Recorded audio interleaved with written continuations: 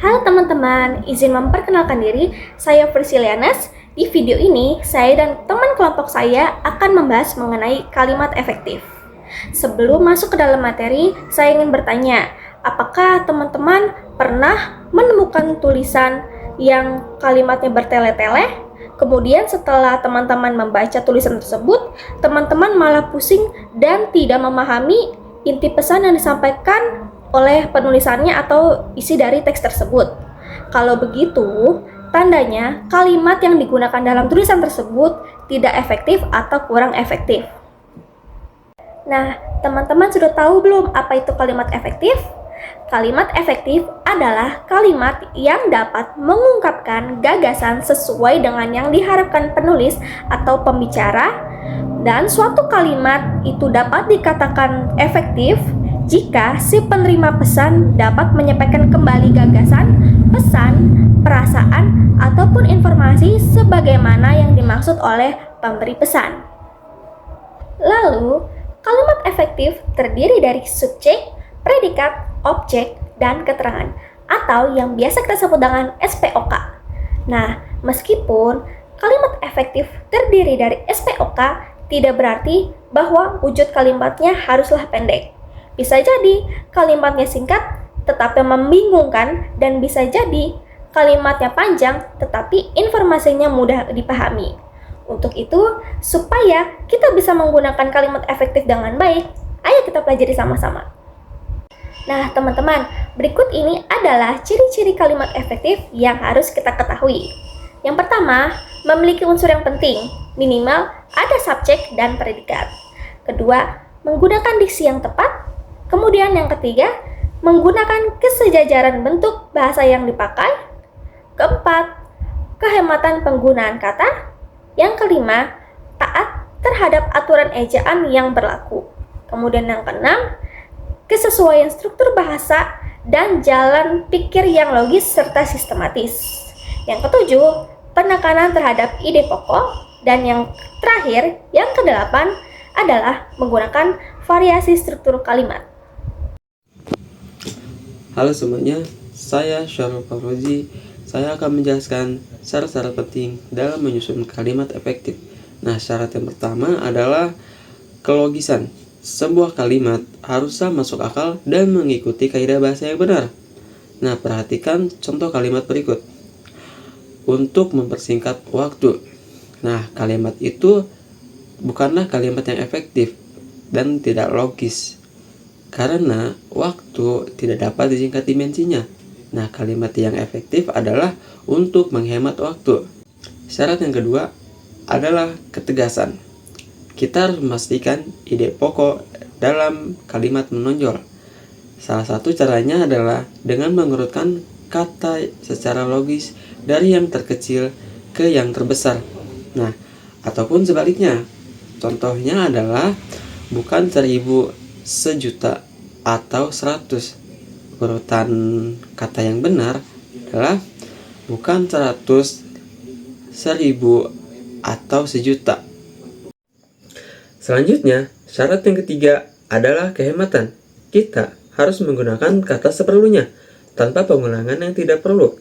Sebagai contoh, kalimat para hadirin dimohon berdiri. Nah, kalimat itu adalah sebuah pemborosan, karena kata para dan kata hadirin sama-sama menunjukkan makna jamak. Kita cukup menggunakan kata hadirin dimohon berdiri.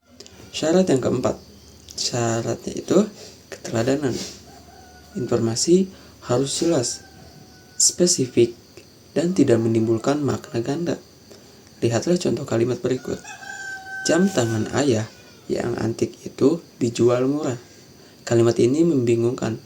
Apakah yang antik itu jam tangannya atau ayahnya? Nah, untuk memperbaikinya, kita harus membuatnya lebih tepat.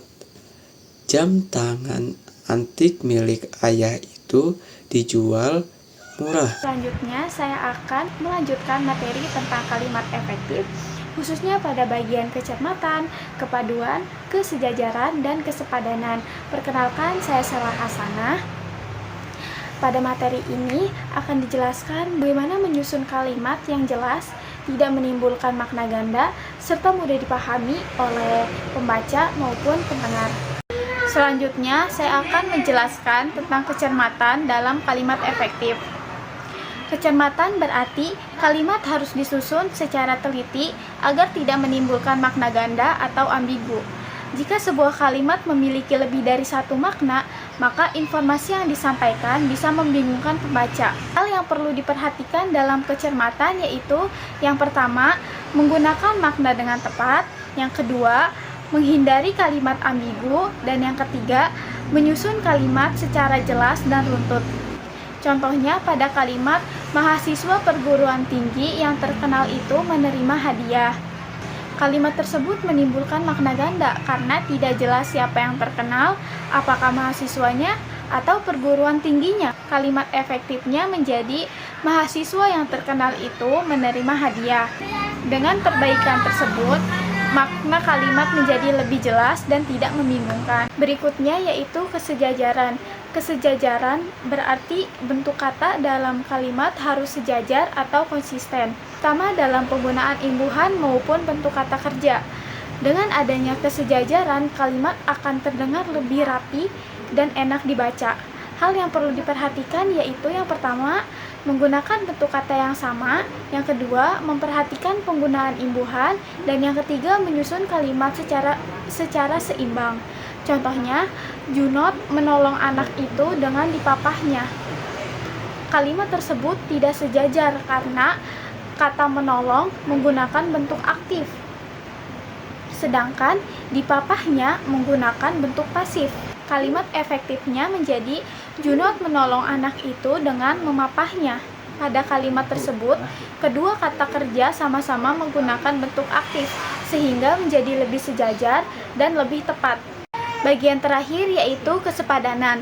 Kesepadanan berarti kalimat harus memiliki unsur yang lengkap dan jelas, minimal terdapat subjek dan predikat. Kesepadanan penting agar kalimat mudah dipahami dan tidak menggantung. Hal yang perlu diperhatikan yaitu yang pertama, memiliki unsur SPOK, yang kedua, minimal terdapat subjek dan predikat, dan yang terakhir, susunan kalimat harus jelas. Contohnya,